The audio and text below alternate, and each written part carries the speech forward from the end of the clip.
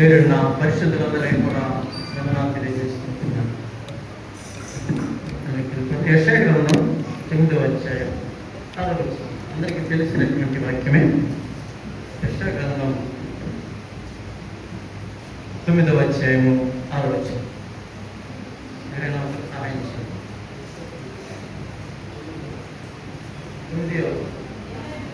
ఏలైనగా మనకు శిశువు పుట్టెను, మనకు కుమారుడు అనుగ్రహింపబడెను, ఆయన భుజం మీద రాజ్యభారం ఉండెను. ఆశ్చర్యకరుడు, ఆలోచనకర్త, బలవంతుడైన దేవుడు, నిత్యుడకు తండ్రి, సమాధానకర్తయకు అధిపతి అని అతనికి పేరు పెట్టడం చాలు. ఇందులో ఒక చిన్న విషయాన్ని మాత్రం ఈరోజు తీసుకుంటున్నాను. అదేమిటంటే బలవంతుడైన దేవుడు. ఏలైనగా మనకు శిశువు పుట్టెను, మనకు కుమారుడు అనుగ్రహింపబడెను, ఆయన భుజము మీద రాజ్యభారం ఉండెను. ఆశ్చర్యకరుడు, ఆలోచనకర్త, బలవంతుడైన దేవుడు. ఆయనకి పేరు ఆయన పేరు ఎన్ని పేర్లే, ఇక్కడ ఉన్నటువంటి అన్ని పేర్లే. ఆయన పేరు మీద ఆశ్చర్యకరుడు అంటే కదా ప్రార్థనలో ఆశ్చర్యకరుడు అంటాం, ఆలోచనకర్త అంటాం, ఆయన పేరే. బలవంతుడైన దేవుడు, నిత్యుడకు తండ్రి, సమాధానకర్తకు అధిపతి అని ఆయనకు పేరు. ఇదంతా ఒకటే పేరు చెప్పాలంటే, ఇదంతా ఒకటే పేరు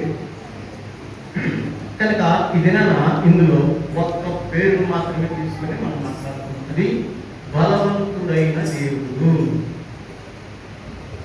బలవంతుడైన దేవుడు. బలవంతుడంటే మత్తయి సువార్త 12వ అధ్యాయం తీసుకున్నాం. అక్కడ 12వ అధ్యాయం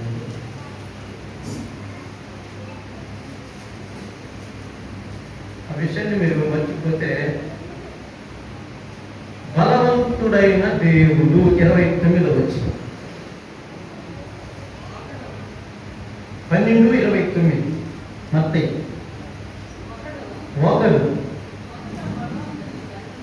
మొదట బలవంతుని బంధింపనీయడ, ఎలాగూ ఆ బలవంతుని ఇంటిలో చూచి అతని సామగ్రి దోచుకున్నాడు, అట్లు బంధించిన ఎడల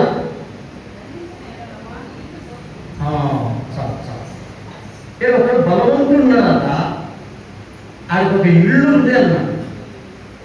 బలవంతుడు ఉన్నాడు. యేసుక్రీస్తు ప్రభువు వారు తన మాటల్లో మాట్లాడుతూ అంటున్నాడు,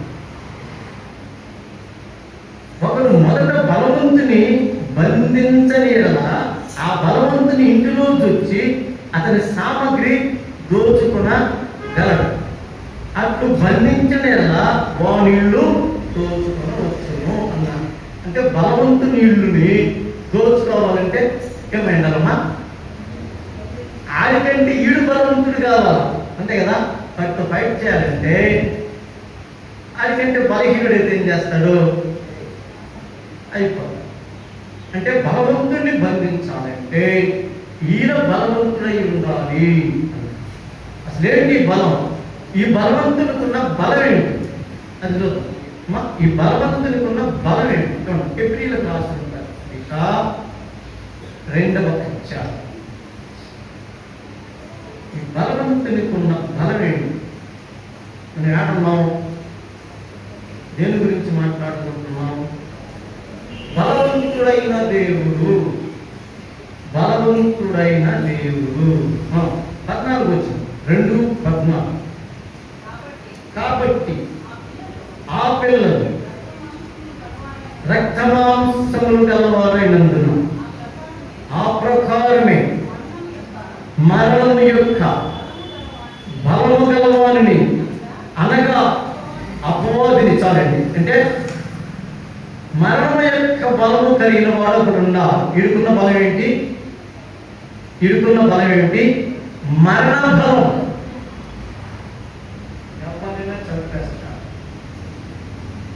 చంపేస్తానంటే నాకైనా కూడా భయం ఇంకా. ఇటుకున్న బలం మరణం. ఈ మరణాన్ని బంధించాలి. అది బలవంతుడైన దేవుడు అంటే ఈ మరణాన్ని జయించాలి. అందుకే యెషయా ఆ పేరులో బలవంతుడైన దేవుడు అని రాశారు. ఇందుకొరకే ఆ మాటలు రాయబడ్డాయి. ఇతనికి మరణ బలం ఉంది. అడవుడంటే అపవాది అంట. మరణ బలం కలిగిన వాడు. ప్రపంచాన్ని ఈ మరణ భయం చేత ఏలుబడి చేస్తున్నటువంటి వాడు. రోమిలకు రాసిన పత్రిక 5వ అధ్యాయం. రోమిలకు రాసిన పత్రిక 5వ అధ్యాయం.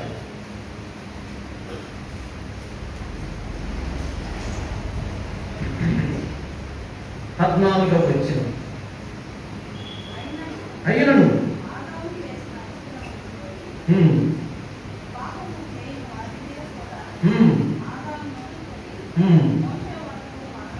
ఏంటంటే మరణం ఏలుబడి చేస్తుందన్నా. మరణపు ఏలుబడి ఎవరి మీద ఉంది? ఆదాము లాగా అతిక్రమం చేయకుండా ఉన్నటువంటి వారి మీద కూడా. ఆదాము లాగంటే ఉన్నామా? ఆదాము ఆజ్ఞను అతిక్రమించాడు. అంటే ఆజ్ఞను అతిక్రమించని వారి మీద కూడా మరణం ఏలుబడి చేస్తుంది అన్నారు. చూడండి, అయినను ఆదాము చేసిన అతిక్రమమును కోరి పాపము చేయని వారి మీద కూడా ఆదాము మొదలుకొని మోషే వరకు మరణం ఏలుబడి చేస్తుంది అన్నారు. మరణపు ఏలుబడి కింద మనుష్యులు ఉన్నారు. మరణం ఏలుబడి చేస్తుంది మనుష్యులు. ఈ మరణపు అధికారి ఎవరంటే అపవాది అన్నా.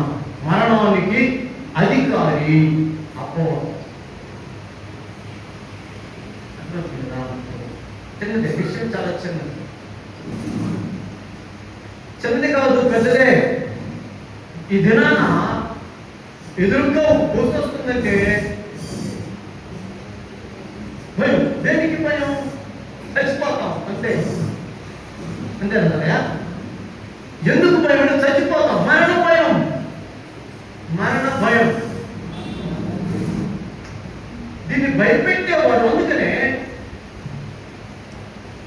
ఈ మరణమంతా కూడా, ఈ భయం అంతా కూడా మరణం, ప్రపంచాన్ని ఏలుతున్నటువంటి మరణం. స్పష్టంగా పౌలు ఆ రోమాకి తెలియజేస్తూ ఏమంటాడంటే మరణం ఏలుబడి చేస్తుంది. ఎవరా? చంద్రబాబు కాదు ఏలుబడి చేసింది, మోదీ కాదు ఏలుబడి చేసింది. ప్రపంచాన్ని ఏలుతున్నది మరణం. ప్రపంచాన్ని ఏలుబడి చేస్తున్నది మరణం. అదే విషయం. నీకు కూడా, నాకు కూడా, అందరికీ కూడా మరణం అంటే భయం. మరణం ఎట్లా వస్తుంది మనిషికి? అసలు మరణం ఎందుకు వచ్చింది మనిషికి?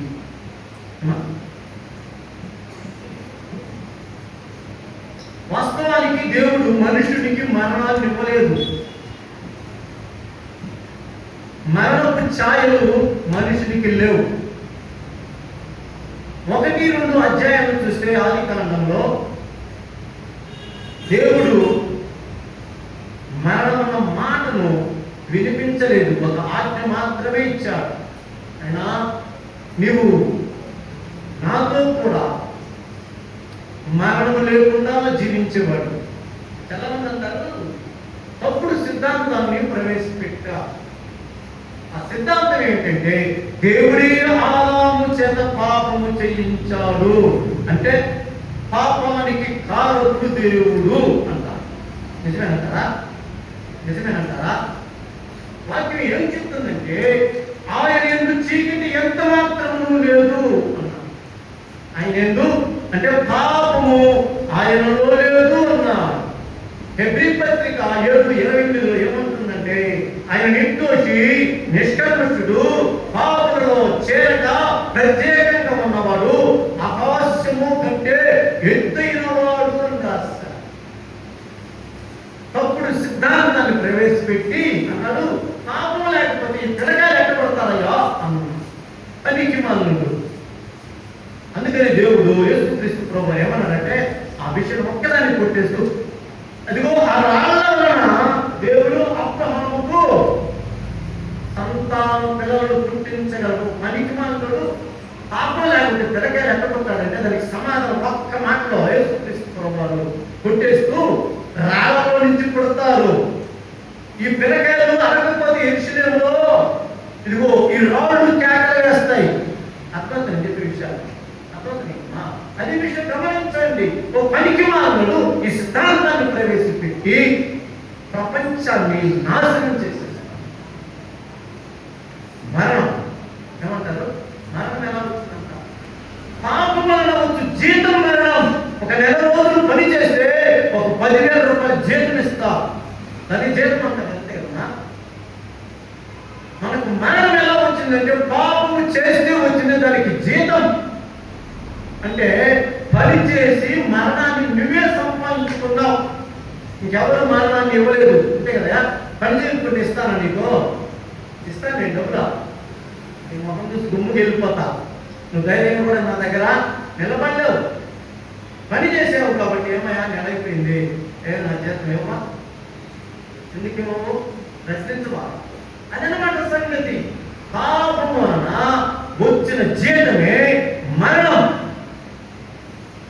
అది ఒకసారి మనం చూస్తే చూడండి చూడండి,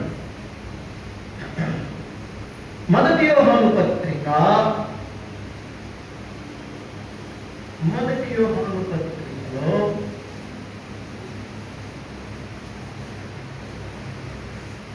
చాలా చక్కగా రాసేది యోహాను, చాలా తెలివిగా రాసేది. 2వ అధ్యాయం 16వ వచనం,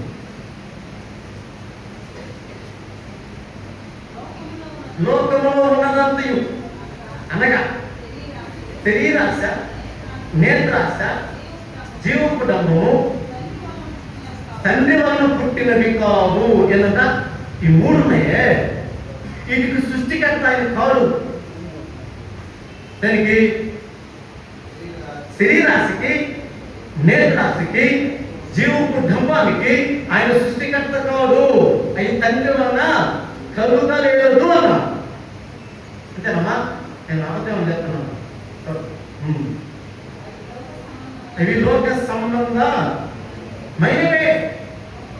చాలు చాలు చాలు, అవి లోక సంబంధమైనవే. ఎక్కడొచ్చిందంటే అపవాది మనిషి హృదయంలోకి చూపించారు. ఆయన చెప్పిన మాటలను బట్టి ఈరోజు చాలా మంది అలాగే పాడు చేసేస్తున్నారండి. స్త్రీలే యవనస్తులు పాడు చేసేస్తున్నారు. అది చాలా మంచివాడు, అది అంటాడు ఇట్టాడు అని చెప్పేసి ఏం చేస్తారమ్మా, ఈ అమ్మాయిని ఇంకొకరికి అండగట్టేస్తారు. ఇదండి అంతేనంటారా? చేయట్లేదంటారా? చేస్తున్నారండి. అలా అపవాది ఆ సర్పం ఏం చేస్తుందంటే అది తిరిగిన మీరు ఎట్లా ఉంటారు? దేవతల వల్లే ఉంటారు. దేవతలు ఎట్లా మొహానికి తెలియదు. దేవతలు ఎట్లా హీరోను చూశారు ఇలా, యాదామవులు దేవతలను చూశారా? ఈ పదం అయిపోయింది. అప్పుడు చూడగానే ఈ యాదాకు రోజు చూస్తున్నది, ఈ రోజు రమ్యంగా ఉన్నదంట, అందంగా కనిపించిందంట. ఈ రోజు ఆహారానికి చాలా బాగుంటుంది, తినాలేదు చెయ్యలేదు. అప్పుడే మామిడికాయ చూడగానే, నిమ్మకాయ చూడగానే మన నోరు ఎట్లాగో పులిసిపోయిందో అలాగే పులిసిపోయి తొందరగా తీసుకుని తినేసి ఇచ్చినట్టుగా. అది ఎక్కడి నుంచి వచ్చిందంటే తన హృదయంలో నుంచి వచ్చింది. తన హృదయంలో నుంచి వచ్చేసింది. అపవాది నన్ను జొప్పించారు.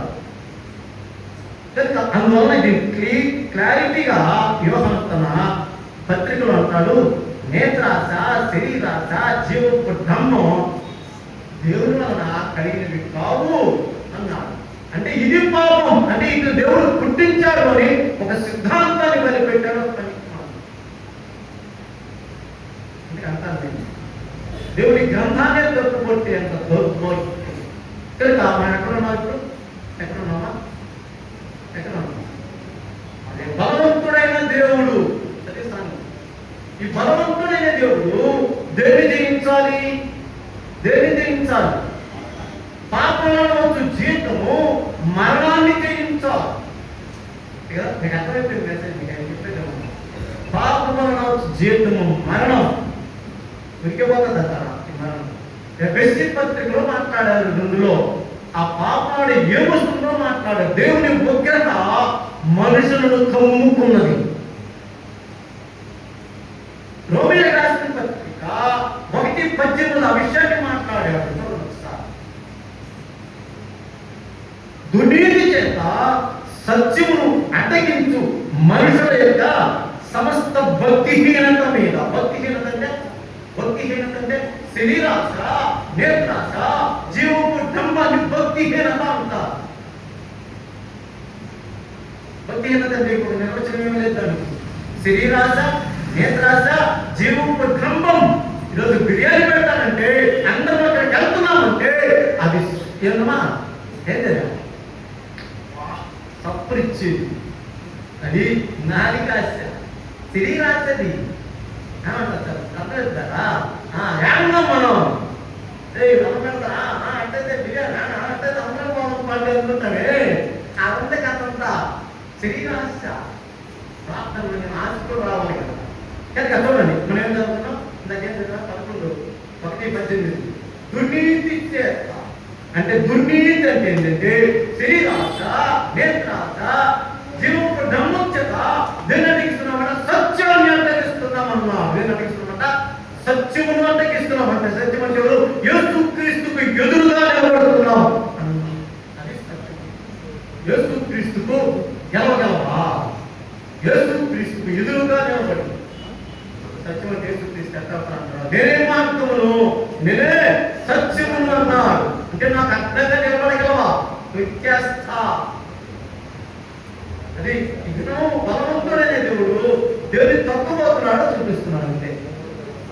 కనుక ఈ మధ్యాహ్న సమయంలో నీవు బలవంతుడైన దేవుని ఆశ్రయించాల్సిన అవసరం వచ్చేసింది. నీ మీద మరణం దేవుడి చేస్తుంది. నీ మీద దేవుని ఉగ్రత నిలిచి ఉన్నది. ఎలా ఎడిసి తిరుగుతుంది. మీరు అపరాధముల చేతును, పాపముల చేతును సచ్చిన వారై ఉన్నారు. సచ్చిన వారంటే దేవునికి ఎడబాటుగా ఉన్నటువంటి వారు. అది చచ్చిపోవాలి. ఎడబాటుగా ఉన్న వారిని ఏం చేయాలమ్మా? ఏం చేయాలి? సమాధాన పరచాలి దేవుడు. ఎడబాటుకు వ్యతిరేక పదం సమాధానం. ఆ తర్వాత ఎట్లా ఉంది పరిస్థితి? ప్రపంచ ధర్మము చొప్పున నడుచుకుంటున్నారు రాశాడు. ప్రపంచ ధర్మం ఈరోజు ఆచార రకరకాలైన దీన్ని ఏమన్నాడంటే పారంపర్య ఆచారాలు అన్నాడు. వ్యక్తముగా నన్ను ఆరాధిస్తున్నాడు. 15:9 మత్తయి 15:9. మీరు వ్యక్త ఆరాధన చేస్తున్నారు, నిజమైన ఆరాధన చేస్తున్నారు. ఆలోచించండి. 15:9 చదివండి వెంటనే. మనుష్యుడు కల్పించిన పద్ధతులు దైవోపదేశములని బోధించుతూ వారు నన్ను వ్యక్తంగా ఆరాధించుతున్నారు అన్నా. మనుషుడు కల్పించిన సిద్ధాంతం, బాప్టిస్ట్ సిద్ధాంతం, బ్రదరన్ సిద్ధాంతం, సాల్వేషనరీ సిద్ధాంతం, పెంతెకోస్తు సిద్ధాంతం, చర్చ్ ఆఫ్ క్రైస్ట్ సిద్ధాంతం, తర్వాత రోమన్ క్యాథలిక్ సిద్ధాంతం, మనుషులు కల్పించినటువంటి సిద్ధాంతాలను ఆచరిస్తూ వ్యక్తముగా ఆరాధిస్తున్నారు అన్నారు. ఈ సిద్ధాంతాన్ని దేవుడు పెట్టాడంతో అది వ్యక్తారాధన అంటారు. ఈ వ్యక్త ఆరాధన కూడా చంపాల్సిన అవసరం ఉంది. నిజముగా ఆరాధించుకోవాలి అన్నారు కదా. యోహాను సువార్త 4లో మాట్లాడుతూ ఇదే యథార్థముగా ఆరాధించటం, యథార్థముగా ఆరాధించటం అంటే దేవుడు ఆదాము హవ్వలను చేసినప్పుడు వారికి మరణాన్ని ఇవ్వలేదు, కానీ చెప్పాడు. అదిగో అది తింటే నువ్వు చనిపోతా ఉన్నా అని చెప్పాడు. మనం కూడా చెప్తాం. మన దగ్గర చెప్పమా? చెప్పలో తప్పంటావా? చెప్పలో తప్పంటావా? రే ఆ ఎండ్రిల్ డబ్బాలు పెట్టుకున్నారా? అది చేను కోసం తెచ్చుకున్నారా, దాన్ని ముట్టబాకండా అని చెప్తే తాగితే ఎక్కడదో చూస్తా అన్నాడు. సచ్చి కూర్చున్నాడు. ఇంకెందుకు చూసేది? సచ్చి కూర్చున్నాడు. అలాగే కూర్చున్నాడు ఆదాము. అయినప్పటికీ దేవుడు ఏం చేశాడంటే ఆదాము తిరిగి చారదీసి, అతని ఆనతో చారదీసి అతని పాపానికి శుద్ధి చేసి అతని తన ఇంటిలో చేర్చుకున్నాడు. ఇది ఒక విషయం. ఇప్పుడు మనం ఏం గురించి ఆలోచిస్తున్నామంటే బలవంతుడైన దేవుడు. ముందు బలవంతుని బంధించాలి, వాడింటిని దోచుకోవాలి అన్నాడు. వడిల్లేండి వడిల్లేండి వడిల్లేండి వాడి అధికారం ఏంటి? మరణపోదిక మరణపోదిక. ఒకసారి హోషేయ గ్రంథాన్ని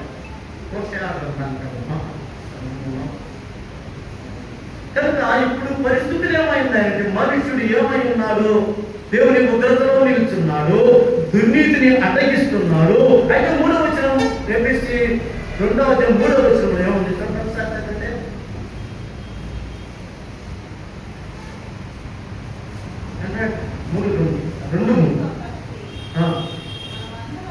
మనమందరము శరీరమైపు మనసుకి కోరికలు నెరవేర్చుకొనుచు మన శరీరాశను అనుసరించి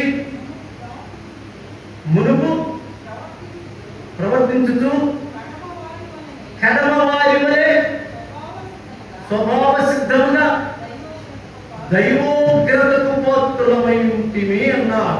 దేవుని ఉగ్రతకు పాత్రులమై ఉన్నాము. ఏం చేయాలంటే దేవుని ఉగ్రతను తొలగించాలి. ఏం చేయాలి? మొట్టమొదట ఏం చేయాలమ్మా? దేవుని ఉగ్రతను తొలగించాలి. ముందు మరణించిన మనిషిని దేవునితో సమాధానపరచాలి. ఇప్పుడు ఏం చేయాలి? దేవుని ఉగ్రతను శాంతింపజేయాలి. శాంతి చేయాలా? ఇంటికి అనుకుంటారు కదా, శాంతి చేయాలి ఇంటికి అనుకుంటారు కదా. అలాగే దేవుని ఉగ్రతను ఏం చేయాలి? శాంతింపజేయాలి.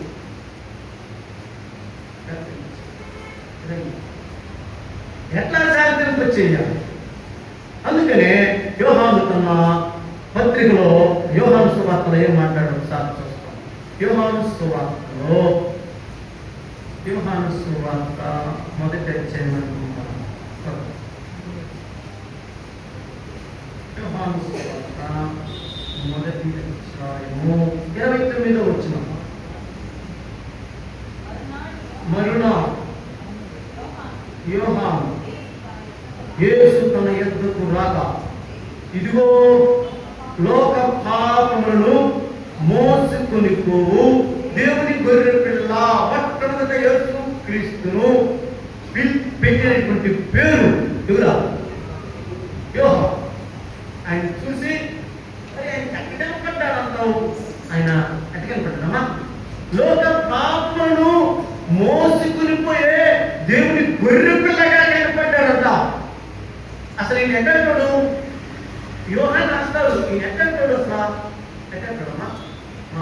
ప్రకటన గ్రంథం చూపిస్తాను. ఆ తర్వాత ప్రకటన గ్రంథం మొదటి అధ్యాయంకి వెళ్దాం. ఆయన ఎక్కడోడు? ఈయన రాస్తా. యోహానే ఆ రాసిన మాటలని మాట్లాడుతూ చూద్దాం. ఆయన ఎక్కడోడు అంటే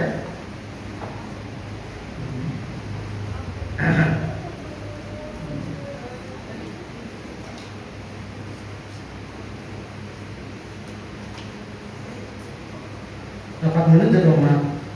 1:13. తిరిగల 7 సువర్ణ దీపస్తంభం మధ్య ఆ దీపస్తంభంలో మనుష్య కుమారుని పోలిన ప్రకృతిని ఆయన తన వస్త్రముల మట్టుకు దిగుతున్న పాదముల మట్టుకు దిగుతున్న వస్త్రములు ధరించుకుని రొమ్మునకు బంగారు గట్టి కట్టుకుని ఆయన తల వెంట్రుకలు తెల్లని ఉడిని పోలినవై పిమ్మట దౌడముగా ఉండెను. ఆయన నేత్రములు అగ్ని జ్వాలల వలె ఉండెను. చక్కగా అందంగా వర్ణించినటువంటి యోహాను ఇక్కడ ఏం వర్ణించాడో చూస్తే, లోక పాపములను మోసుకుని పోవు దేవుని గొర్రె పిల్లగా కనపడ్డాడంటే యేసుక్రీస్తు ప్రభువా. దేవుని ఉగ్రతను భరించడానికి సిద్ధముగా ఉన్నటువంటి గొర్రె పిల్లగా కనపడ్డాడు యేసుక్రీస్తు ప్రభువా. యేసుక్రీస్తుకు బాప్తిస్మిచ్చు యోహాను పెట్టిన పేరు ఏమిటంటే లోక పాపములను మోసుకుని పోవు దేవుని గొర్రె పిల్ల.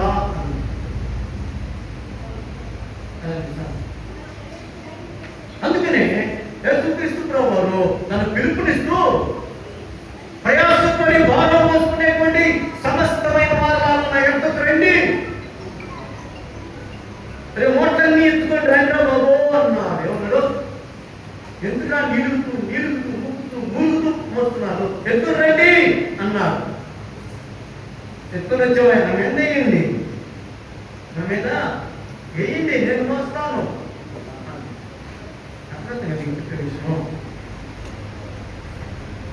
దేవుని శాంతింప చేయడానికి ఈయన ఏం చేశాడంటే మనుషులందరి పాపాలను ఆయన మీద మోపారు. తెలిసిందే మోపారంటే ఏమైందా? ఆ తర్వాత ఆయన్ని ఏం చేశారంటావు? శాంతిపరచటానికి ఆయన పాపిగా చిత్రీకరించబడ్డాడు. ఆయన ఏ పాపము చేయలేదు. ఆయన అంటే పవిత్రుడు, నిర్దోషి, నిష్ఠమస్తుడు, పాపులలో చేరక ప్రత్యేకంగా ఉన్నటువంటి ఈ వ్యక్తి ఇప్పుడు పాపిగా కనిపిస్తున్నాడట. పాపిగా కనిపిస్తున్నాడు. అందరి గొడుగులు వేసుకుని పాపమును ఒకసారి అసహ్యంగా ఉన్నాడు. ఉంటే దేవుడు చెయ్యి వదిలేసినట్లుగా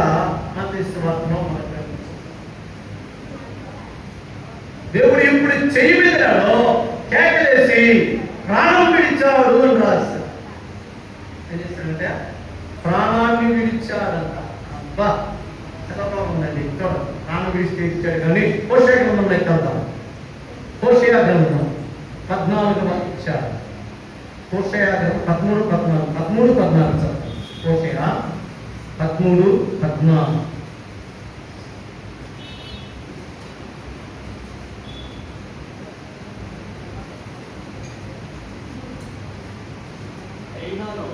అయినను అయ్యా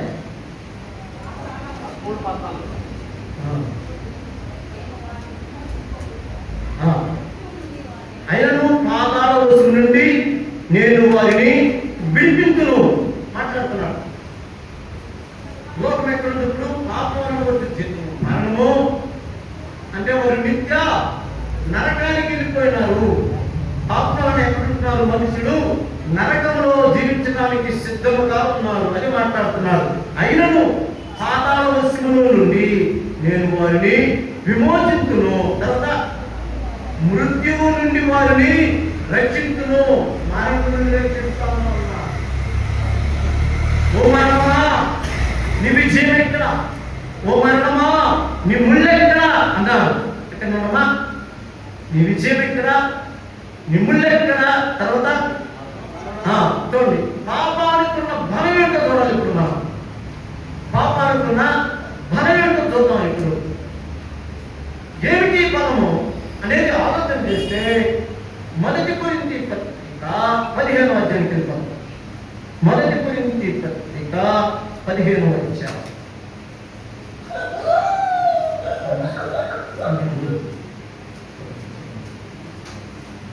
1 కొరింథీ పత్రిక 15వ అధ్యాయంలో 55వ వచనం. ఓ మరణమా నీ విజయం ఎక్కడ? ఓ మరణమా నీ ముళ్ళు ఎక్కడ? మరణపు ముళ్ళు పాపము, పాపమునుకున్న బలము ఎడంత బలము. పాపానికి బలగాడుతుందా? పాపానికి బలగాడుతుందా? ఎడందా? ధర్మశాస్త్రము పాపానికి బలగాడుందంటే ఇంతకుముందు హెల్మెట్ పెట్టుకోవాలి అనుకోండి.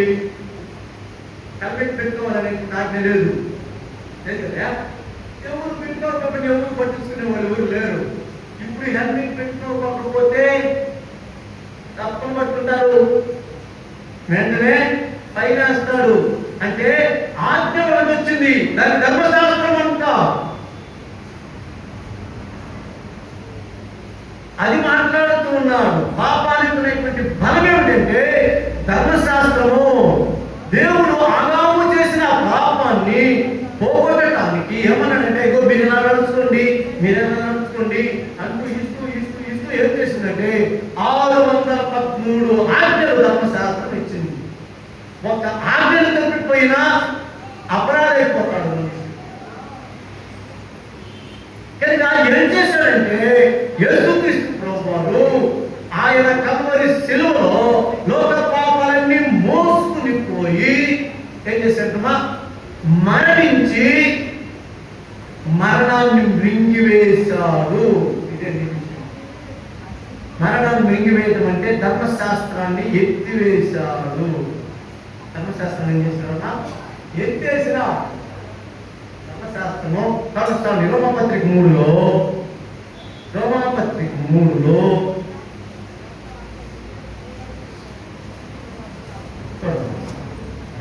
ధర్మశాస్త్రము ఆరోపించిందంట. ఏమని ఆరోపించిందో చూస్తాం. నీతిమంతుడు లేడు. ఒకసారి ఏమంటాడంటే 9వ వచనం చదువుతుందండి. అలాగైనా ఏమన్నా మేము వారికంటే శ్రేష్ఠులమా, తక్కువ వారమా, ఎంత మాత్రమూ కాము. యూదులేమి గ్రీకు దేశులేమి అందరూ పాపములకు లోనై ఉన్నారని ఇంతకు ముందు దోషారోపణ చేసి ఉన్నాము. మన ధర్మశాస్త్రం మనుషుల మీద దోషారోపణ చేసిందట. ఏమని చేసిందో ఇందును గురించి రాయబడేది మనగా, నీతిమంతుడు లేడు, ఒక్కడు లేడు, దేవుని వెతుకువారు లేరు, అందరూ త్రోవ తప్పి ఏకముగా పనికి మారిన వారైపోయినారు. ధర్మశాస్త్రము మనుషుల్ని మరణంలో బంధించి ఉన్నది. ఈ ధర్మశాస్త్రాన్ని క్రీస్తు ప్రభువారు కల్వరి శిలువలో సమాధిలో జయించి ఆ ధర్మశాస్త్రాన్ని ఎత్తివేసినారు. చూడండి ఎలాగే ఎత్తేసారు. కొలస్సీలకు రాసినటువంటి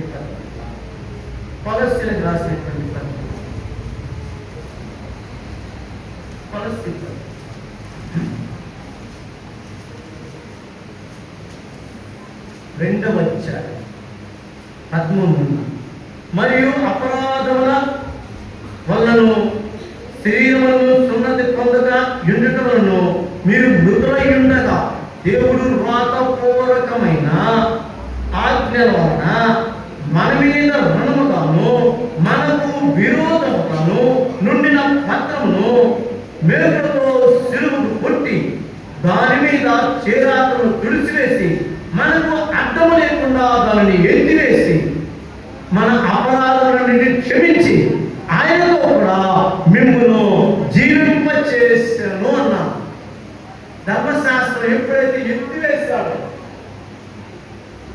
మనం ఇప్పుడు ఊపిరి పీల్చుకున్నాం.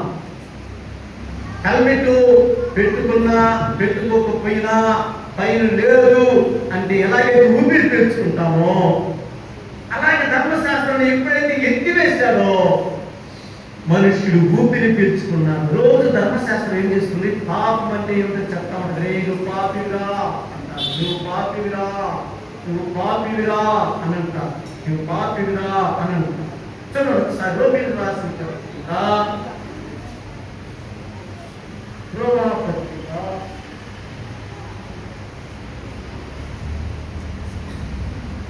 3వ అధ్యాయం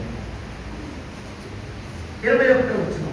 ఇట్లుండగా ధర్మశాస్త్రమునకు వేరుగా దేవుని నీతి బయలుపడుతున్నది. దానికి ధర్మశాస్త్రమును ప్రవక్తలను సాక్ష్యమిస్తున్నారు. ధర్మశాస్త్రం చెప్పిందంట, అవునరా ఇక్కడికే నేను వెళ్ళిపోయినా బయటికి, ప్రవక్తలు చెప్తున్నారు మీరు నీతిమంతులే. ఎప్పుడైతే ధర్మశాస్త్రం ఎత్తివేయబడిందో ధర్మశాస్త్రం అంటుంది నేను అక్కడ లేను కాబట్టి మీకు మరణం ఉండదు, మీకు శాపం ఉండదు. మీరు యేసు క్రీస్తునందలి విశ్వాసం మాత్రమే ఎరుగదు. అది యేసు క్రీస్తునందలి విశ్వాసం మూలమైనది. నమ్మువారికి అందరి కొరకు దేవుని నీతి అయి ఉన్నది.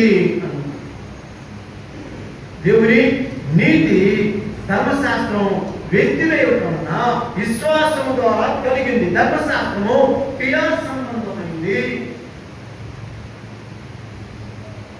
ధర్మశాస్త్రము క్రియ ద్వారా మనం పాటిస్తే నీతి కలుగుతుంది. ఇది విశ్వాసము ద్వారా మనకు నీతి ఆపాదించబడింది.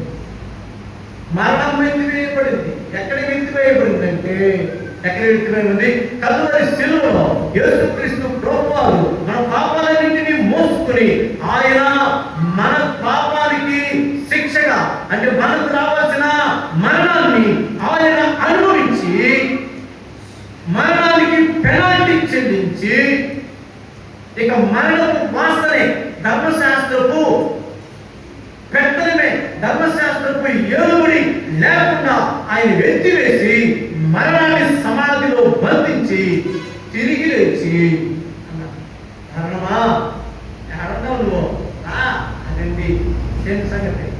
ఒకరు భగవంతుని బంధించని ఎడల వాడింటిని ఎలా దోచుకోలేడు అన్నారు. అంటే యేసుక్రీస్తు ప్రభువారు మరణాన్ని బంధించి మరణాన్ని మృంగివేసి మరణాన్ని ఎత్తివేశాడు. ఒకసారి ప్రకటన 20 ప్రకటన 20 అది ఫలితాన్ని చూస్తాం. ఏం చేస్తాను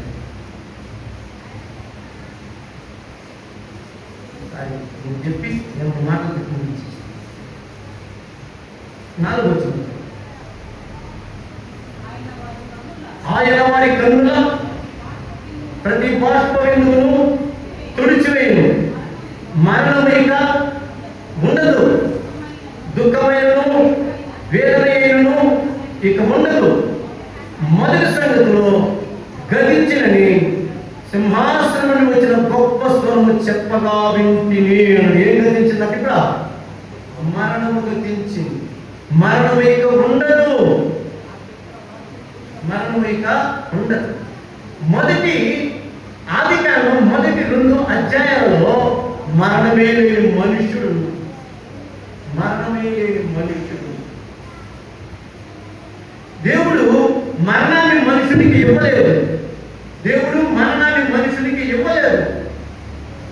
సమృద్ధిగా అసలు వాస్తవంగా మీకు చెప్పాలంటే మనుషుడు కష్టపడి భోజనం తినాల్సిన అవసరమే లేదు. భూమి మీద సమస్త వృక్షములు వాడికి భోజనం అందించడానికి సిద్ధపరిచారు దేవుడు. కానీ ఒక చిన్న విషయం జరిగిన కారణాన దాన్ని కోల్పోయి అదేం చేస్తున్నారమ్మా, దీనికి శాంపుల్గా ఏం చేశారంటే ఆయన మనకు కనబడుతున్నాను ఆత్మని దాచిపెట్టేసి ఐగుప్తులో ఉన్నప్పుడు ఇశ్రాయేలీయులు ఎర్ర సముద్రాన్ని దాటి 40 సంవత్సరాలు అరణ్యంలో ఉన్నారు. ఈ అరణ్యంలో ఎండొస్తే ఏసీ పెట్టాడంట, మేఘ స్తంభం అన్నా వానొస్తే నాకు అర్థం కావాలి, మీకు అర్థం కాదు. చీకటి వస్తే అగ్ని స్తంభాన్ని పెట్టాడు. 40 సంవత్సరాలు ఉన్న ప్లేస్ లో వాన రాలేదా, వాళ్ళకి తరవలేదా ఇల్లు? నాకు అర్థం ఇప్పటికీ నాకు అర్థం కానీ ఒక ప్రశ్నలే. అంటే దేవుడు 40 సంవత్సరాల పాటు వాళ్ళు ఏడుచుకున్న గుడ్డలు మార్చుకోలేదు, వాళ్ళ చెప్పులు అరిగిపోలేదు, వాళ్ళ కాళ్ళు వాయలేదు అన్నాడు. వాళ్ళు కూడు వండుకోకుండానే అందరినీ పోషించాడు. దేవుడు ఆదాముని లేదా మనుషులను అలాగా పోషించాలని సిద్ధపరిచాడు. మనం పాపం చేసి శరణోచితనాల్సిన గతికి మనం తెచ్చుకున్నాము కానీ దేవుడు అనుకోలేదు. అంతే కదా, ఆ కొడుకు బాగుండాలని ఒక స్థలం 1 కోటి రూపాయలు పెట్టుకుని 2 కోట్లు పెట్టి ఇల్లు కడుతున్నాను నేను. అంతే కదమ్మా, 40 సంవత్సరాలు ఆ శాంపిల్ చూపించాడు దేవుడు. వాడు గొడుగుతూ ఉన్నా, వాడు సలుగుతూ ఉన్నా భరించి ఆహారం ఇచ్చి పోషించాడు. ఎండకి ఎండల, చీకట్లో నడవల. వాడికి తెలిసారు లేదు, ఇప్పటికీ నాకు తెలియదు. 40 సంవత్సరాలు అయ్యా రాలేదా, అయినా తడవనిలా వాడిని అలాగూ పోషించాలని దేవుడు ఏం చేశాడంటే మానవులు తయారు చేసుకున్నాం. అప్పు అది ఏదో చూపించి మానవులను నాశనం చేశారు. ఎందుకన్నారు 2వ కొరింథీ పత్రిక 5:17లో తిరిగి నేను దాన్ని ఇవ్వబోతున్నాను అన్నాడు. ఏమవుతున్నారా, తిరిగి దాన్ని ఇవ్వబోతున్నాను అన్నాడు. కష్టపడించాల్సిన అవసరం ఉండదు. యేసుక్రీస్తు ప్రభువు రెండవసారి భూమి మీదకి వచ్చిన తర్వాత వాతావరణమే మారిపోతా, ఎండలు వానలు ఇవన్నీ పరిస్థితులు పక్కన పెట్టి మనుషులు ఆరోగ్యంగా ఉండడానికి కావాల్సిన వాతావరణం కలగకూడదు. ఆదాము ఏ వాతావరణంలో ఉన్నారు, ఆదాము ఏ స్థితిలో ఉన్నారు, ఆదాము దేవుడితో ఎలాంటి సహవాసం కలిగి ఉన్నాడో అలాగా దేవుడు మనుషుని స్తుతించుకున్నాడు. ఇది జరిగిన కారణాన దానికి ఒక సొల్యూషన్ ముందుగా సిద్ధపరిచి తిరిగి మరణం లేకుండా ఎత్తివేసి అదే మాట ఏమన్నాడక వారి కన్నుల ప్రతి బాష్ప బిందువును తుడిచివేయును, మరణము ఇక ఉండదు, దుఃఖమైనను ఏదైనను ఇక ఉండదు, మొదటి సంగతిలో గతించాయి. మొదటించినంత చూడండి, అంతటైన కొత్త ఆకాశమును కొత్త భూమిని చూచితిని, మొదటి ఆకాశము మొదటి భూమి గతించిపోయిన, సముద్రం ఇక లేదు. సముద్రం లేదంటే చెప్పండి, సముద్రం లేదంటే అంతా నేలలో నుంచి కదా సముద్రం వచ్చింది, భూమి వచ్చింది, అసలు సముద్రమే లేదంట, సముద్రమే కనబడదట, సముద్రంతో ఏమవసరం ఉందంట. అంటే ఈ భూమి ఉండదు, క్రొత్త ఆకాశము క్రొత్త భూమి మునుపు అంటే ఆదాము సృష్టించిన ఎలాంటి వాతావరణం ఉండబోతుంది, అలాంటి చక్కటి వాతావరణాన్ని దేవుడు మనకు ఇవ్వబోతున్నాడు. అందుకనే అందులో పాల్గొని వారు తన రాస్తున్నారు. ఏమంటాడంటే బలవంతుడైన దేవుడు అని ఆయన పేరు పెట్టడంలో ఉద్దేశం ఏంటంటే మరణపు ఏర్పడి చేస్తున్నటువంటి ఈ మరణపు ప్రభుత్వాన్ని చీల్చి చెందాలి. చూడండి ఒకసారి కొలస్సీలకు రాసిన పత్రికలో నాకు చదివిన అనుకోండి, కొలస్సీలకు రాసిన పత్రికలో వచ్చిన చదివి చేస్తాం, నాకు చదివిన పాపంలోనే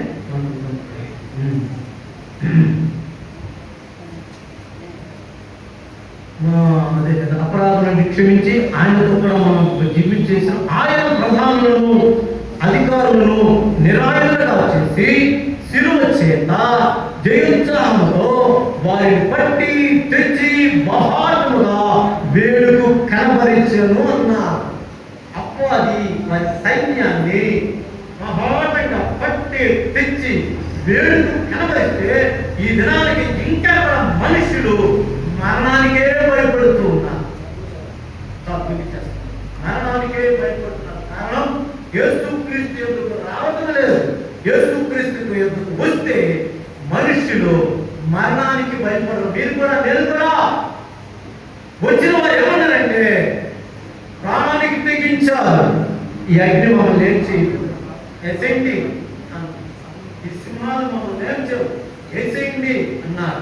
మరణమైతే మాకు మేలు అన్నారు. అంటే నువ్వు అనలేకపోతున్నావు అంటే ఇంకా యేసుక్రీస్తు ఎందుకు రాలేదు అనే సమయంలో నీవు కూడా యేసుక్రీస్తు దగ్గరికి వస్తే మరణాన్ని జయించే అధికారాన్ని దేవుడు నీకు ఇస్తాడని తెలియజేస్తూ